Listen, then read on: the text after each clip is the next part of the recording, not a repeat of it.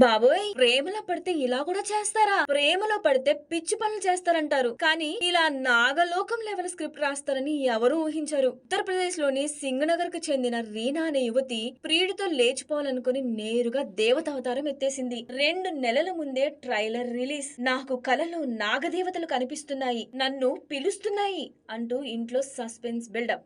ఆలయం నుంచి నాగదేవత విగ్రహం తెచ్చుకొని మెథడ్ యాక్టింగ్ స్టార్ట్.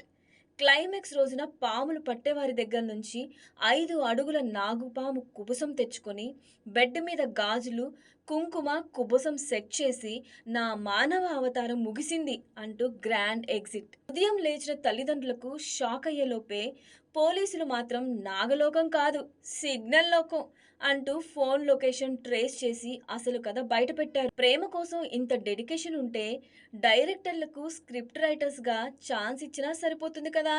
సినిమాలు చూస్తూ పెరిగిన జనరేషన్ ఇలానే ఉంటుందేమో!